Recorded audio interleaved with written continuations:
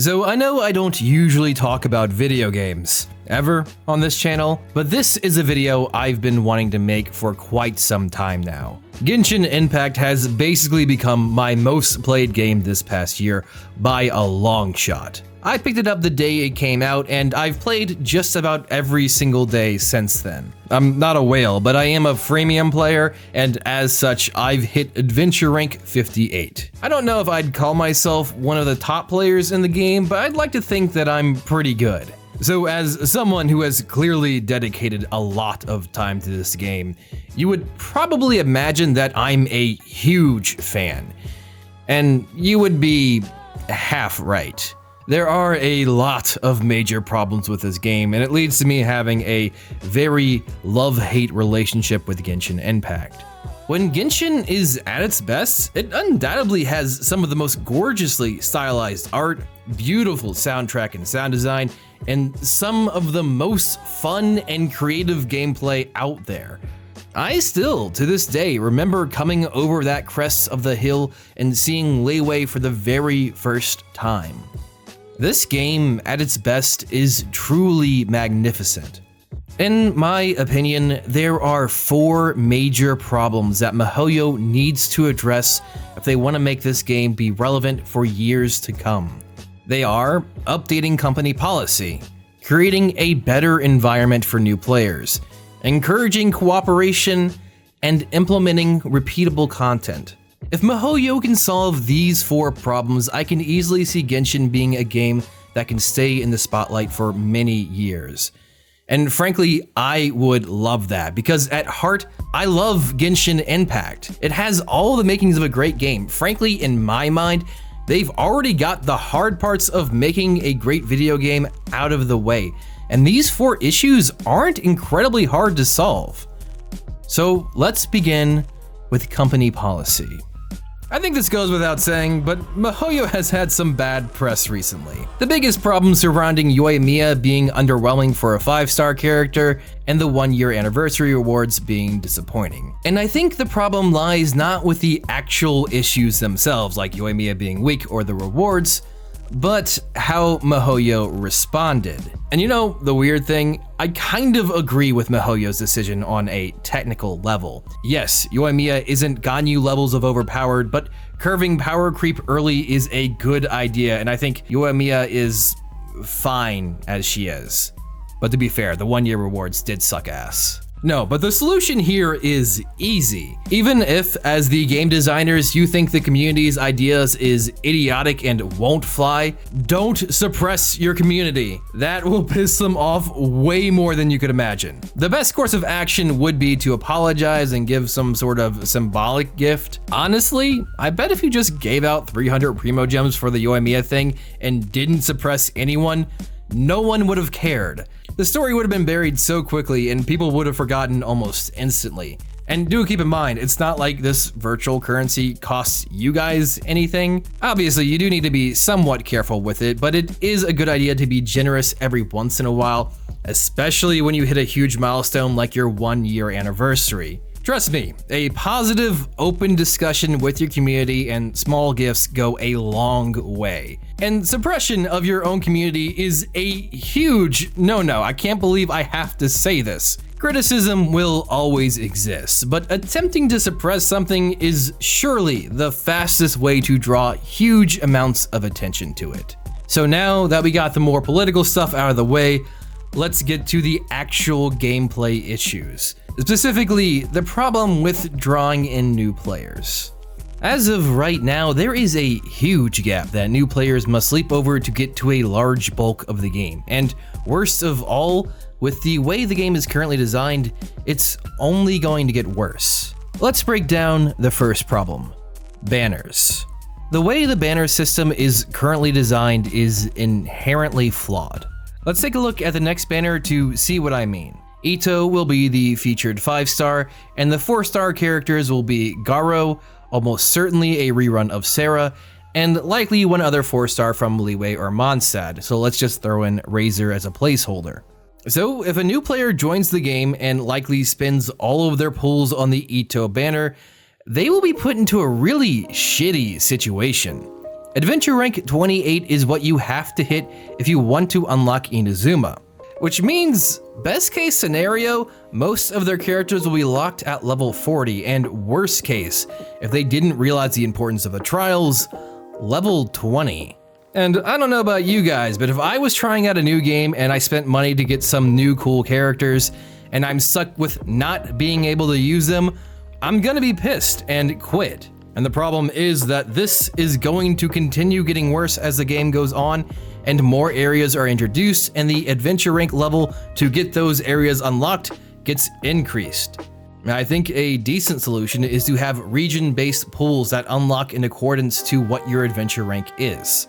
So one banner for Mondstadt, another one for Liyue, and one for Inazuma that unlocks at adventure rank 28. It's definitely a case of needing to save new players from themselves, especially since this is likely to only get worse. Maybe in the far future, when you have 6 or 7 areas, you can keep it locked to 3 banners, but always have one that's Mondstadt or Liyue, and keep the others behind their respective adventure rank requirements. Speaking of the game being unfair for new players, let's talk about the Abyss. So I assume most people who have made it this far into the video play the game quite a bit, so without looking it up, I'd like you guys to comment down below at what adventure rank would be reasonable to clear Abyss Floor 9, the first of the resetting floors. I'm sure you guys might say adventure rank 45 or 50, but no. If scaling were proper, adventure rank 35 is actually the correct answer. Which is insane, because I personally wouldn't recommend it to anyone under 50. The problem is that miHoYo has been way too focused on its top players that it totally forgot that not everyone is adventure rank 58. They keep scaling Abyss to the top players, making it completely unplayable for a large part of the community, which is not cool. To me, the solution is simple. Add 3 more repeating floors to the Abyss and scale them out accordingly. That way, more players will actually try Abyss. It amazes me how many people completely ignore it, and frankly, I don't blame them, because the rewards overall are pretty bad. 150 Primo Gems a floor, assuming you can 9-star it. That's not even a single pull. Adding 3 more floors and smoothing out the scaling would only mean adding another 2 pulls and more people actually attempting to clear Abyss. I just feel really bad for new players because it doesn't really feel like the game starts for them until adventure rank 55, which is total overkill. So now that we got that subject out of the way, let's talk about cooperative play. So I don't know what the design philosophy was for Genshin Impact's co-op, but it seems like the game really pushes you away from playing with others. Legitimately, it's always more beneficial to play by yourself, which is really weird and not fun for anybody. For instance, did you know if you go into a domain or boss fight, the HP of enemies goes up by 50%, 100%, and 150% respectively for each additional player, and the damage goes up by 10%, 25%, and 40%. Meanwhile, your actual DPS only goes up by a little bit because you aren't actually adding more characters, you're just letting them all be on the field at the same time. Genshin actively pushes you away from working together. Another perfect example is how people can join your world and rob you blind. If someone enters your world, they can take all of your resources and leave you hanging, which just makes no sense. Why is this allowed? Just duplicate the objects. The resources themselves aren't that valuable, but it's weird that there is this system in place that means the second I get out of my domain with randoms and they are in my world, I have to kick them super fast so they don't rob me. It's dumb and it sets a terrible precedent. Co-op should be fun and encouraged because that's how you build communities and that's how you help each other out. I mean, we already have Abyss, which is perfect for challenging solo content, but I'd really like some 8-man raid bosses where you have to organize to take it down and you cannot do it on your own. I feel like this should be obvious, but cooperative play should be encouraged, not punished. So please, miHoYo, get rid of this weird scaling of enemies and punishing me for letting randoms into my world. Either way, let's finally move on to one of the biggest problems with the game and its current state. I feel like I'm gonna sound like a broken record. but we need more repeatable content for late game players. I do understand why there is only so much content. Most of the content in Genshin is very high quality, and I definitely prefer high quality quest lines that are short rather than long, shitty quest lines where you have to gather tea leaves while the planet is on fire.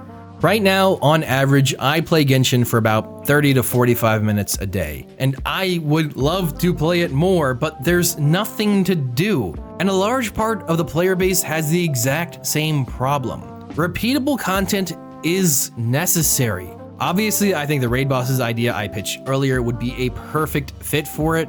Feel free to cap it at like 5 runs a night, but just give us more daily stuff to do that doesn't cost resin. Obviously, I'd assume implementing raid bosses would be quite a massive challenge, so maybe an easy solution to this would be just reworking artifacts. Make artifact dungeons free to run. Remove adventure rank EXP, gold, and all that from it. Have them only drop artifacts, and hey, maybe even allow the use of resin if you want to double the artifacts. But freeing up artifact dungeons would allow for experimentation with artifact sets and builds, while also allowing players who aren't super dedicated to still get decent quality artifact sets. And like I said, that would also allow tryhards like myself to continue reworking different sets and try to get exactly what we want. Resin would still be super important to get EXP, gold, books, and ascension materials. I feel like this is kind of an easy solution that would give the game tons of replayability without jeopardizing really anything. So that is my unnecessarily long rant about Genshin Impact. Look, I love this game. It is my favorite game to play, and there is a reason I get on every single morning. But I am not blind to its flaws. Admittedly, my solutions probably aren't foolproof. I know I made a lot of generalizations, and I'm not going to pretend I'm a game designer myself, but even I know that these are major problems with the game that frankly should be addressed and fixed. I just want to see this game flourish and become something truly awesome. So feel free to let me know if you guys have any better solutions to these problems in the comments. Thank you for watching.